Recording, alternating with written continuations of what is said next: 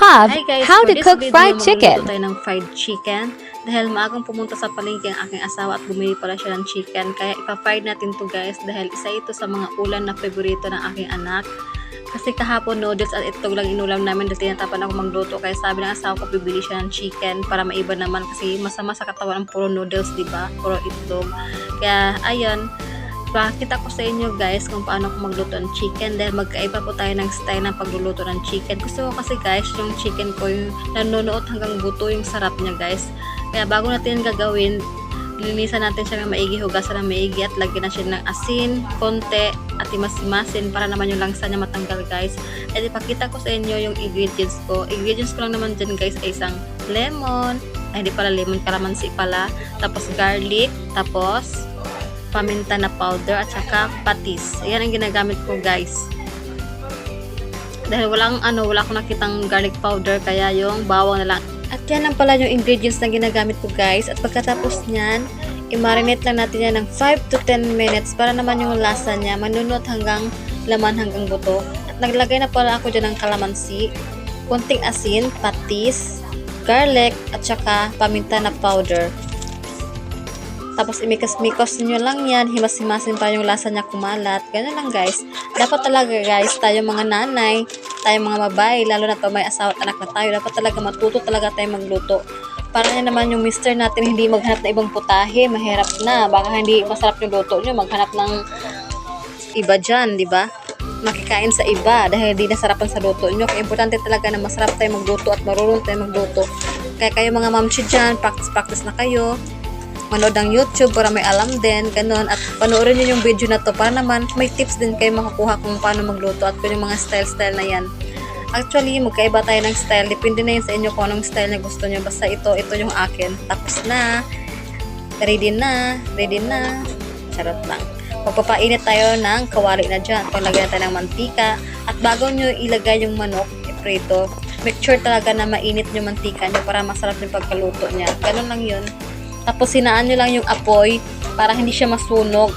At make sure na lahat ng dugo-dugo niya nakalabas na siya para naman lutong-luto talaga yung loob. Simulan na natin.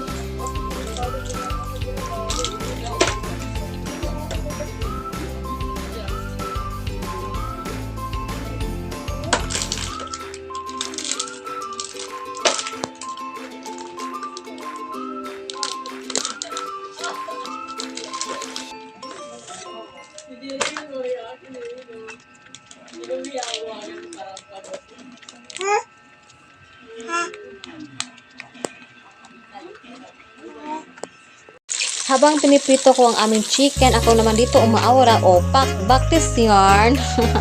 O, pasintabi ko muna sa mga feeling perfect dyan, sa mga laetera dyan. Pagkasabihin nyo naman dyan na pabakis-bakles, ang laki naman ng likod, ang laki ng braso. So, wala akong pake. Oh my God, taray ah. Huwag na tayo maging toxic guys. Stop body shaming na. 2024 na po tayo, kaya huwag na tayong ganon.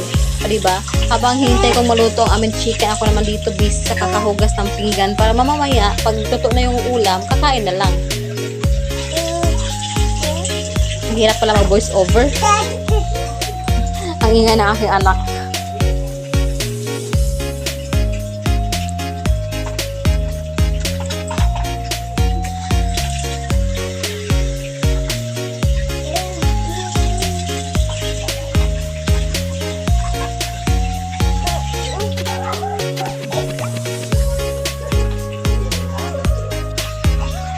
Pagkatapos niyan, binabaliktad ko na siya kasi luto na siya.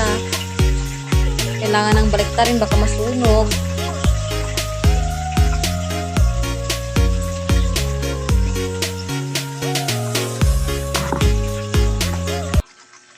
Yan.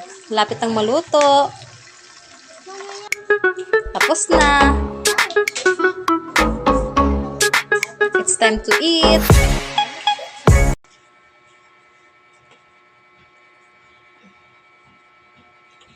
Sarap. Masarap siya guys. Juicy siya, juicy.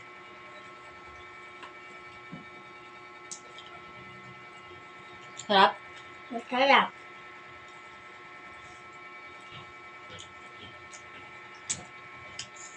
No? Anong lasa? Lasa Jollibee. Lasang Jollibee. Favorite mo yan? Opo.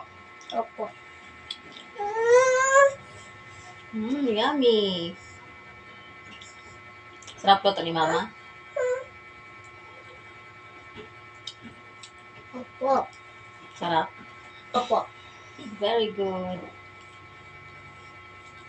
Very good. Akin yan. Tag-isa tayo.